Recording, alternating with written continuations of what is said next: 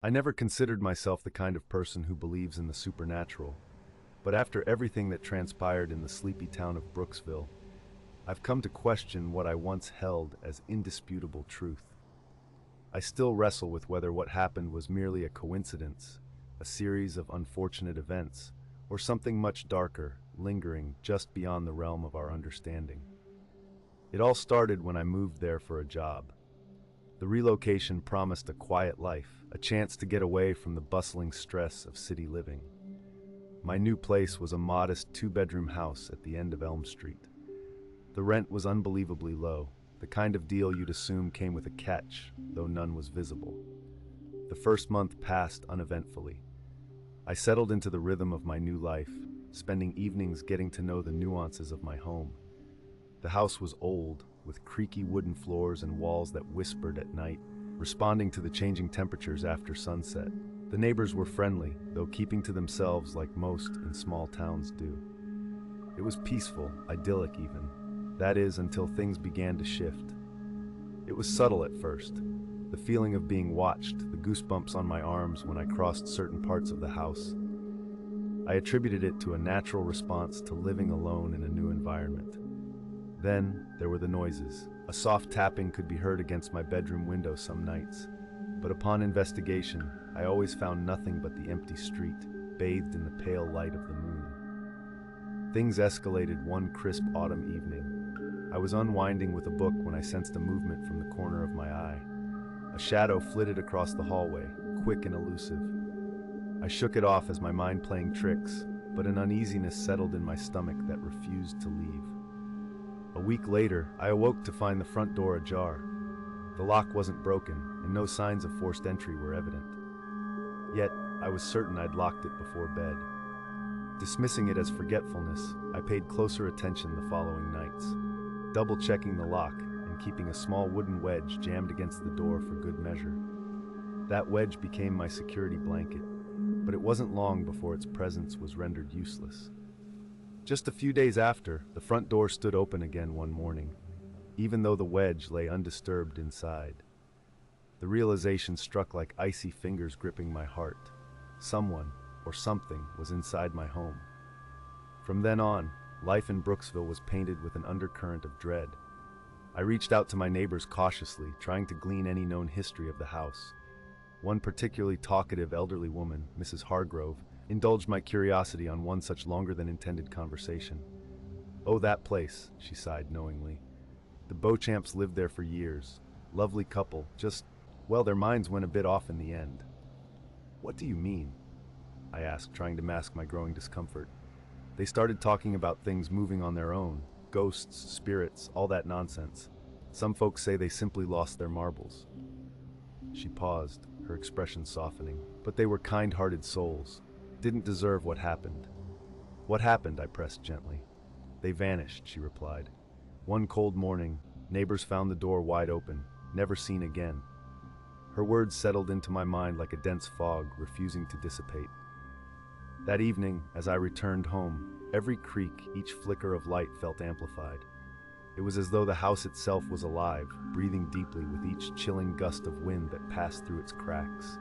Determined to get answers, I installed a simple camera facing the front entrance, hoping to capture evidence of an intruder. For several nights, the footage revealed nothing unusual, until a peculiar occurrence caught my eye. The door would slowly inch open, unseen hands turning the knob with meticulous precision. Yet no figure appeared, just the gradual, inexorable movement of the door. I took this evidence to the local police, but their skepticism was palpable. "Could be a malfunction," the officer suggested with an indifferent shrug. "Or someone playing a prank. Kids these days." Unmoved by my concern, they advised setting up more cameras, offering little else in terms of reassurance. Haunted by the footage, sleep became an elusive companion. Shadows lengthened and deepened. I began hearing whispers through the walls, indistinct murmurs that grew louder on especially quiet nights. However, no matter how hard I strained to catch the words, they slipped through my comprehension like water through cupped hands. One winter night, as snow blanketed the ground, I awoke to a thud reverberating through the house. My heart paused, caught in a vice-like grip of fear. Each step I took was trepidation embodied, but I forced myself to creep towards the noise. In the kitchen, I found the source, a framed photograph of my family from the living room, now shattered on the floor. The air around felt charged, pulsating with an electricity I couldn't comprehend. With the persistent feeling of prying eyes closely watching me, I started spending most nights at a friend's house across town. We spoke in hushed tones about my experiences, both of us acutely aware of how implausible my situation sounded. Yet, I needed distance from the suffocating atmosphere that loomed over my home. Returning only for clothes or necessities became part of my routine, and during one such visit, I noticed something disquieting. On the living room wall, directly above where the photo hung, an outline began forming, a faint human-like silhouette. The wall itself seemed unchanged, the faint shape a mere shift in the paint or shadow. Nonetheless, its presence left me unnerved. Determined to uncover the roots of the house's history, I delved into local archives, piecing together snippets of stories from yellowed newspapers and spoken tales. A dim picture emerged of previous residents, spanning decades, all leaving abruptly or under strained, unusual circumstances. Vanishings, mysterious personal declines, all riddled with opaque reasoning and official explanations often labeled as moved away or no tracing leads. One late afternoon, during a particularly stormy session at the local library, I encountered Mr. Orwick, the town historian. Sensing the weight of my inquiry, he shared reluctantly, "Some folks say Elm Street harbors a secret, something or someone that doesn't take too kindly to change." I pressed for more, but all he offered was a potently simple line. "Places have memories, son, and they don't always fade." My nights slipped into routine paranoia, punctuated by sleep deprivation and the gnawing fear of uncovering an upsetting truth. Often, I'd hear footsteps trailing me from room to room, soft but distinct. Then there were the mirrors. Each reflective surface seemed slightly distorted, a funhouse enigma just off from reality, capturing angles, shadows, and sometimes seemingly figures where none should be. Eventually, exhaustion corroded my resolve. I contacted a local moving company, informing them I would be vacating soon. The foreman offered sympathy in sparse words, confirming my suspicions weren't isolated. "Heard stories about Elm Street's houses acting up, sickening tenants till they leave," he muttered between drags of his spent cigarette. I yearned to probe further, but he shut down, fading into monosyllabic utterances. The evening before the move, I steeled myself for one last night within those confining walls. Amidst cardboard boxes and memories both recent and reluctant, I fell into a fitful sleep, dreaming of open doors and empty hallways. My own restless movements woke me near dawn. With consciousness still hazy, I ambled to the kitchen for a glass of water. There, standing bare against the morning light smeared gray with mist, was my reflection opposite me on the window's darkened glass. An imperceptible delay matched my actions. I stood frozen and then slowly lifted my hand in clumsy mimic of a wave. The reflection hesitated, matching only a second too late.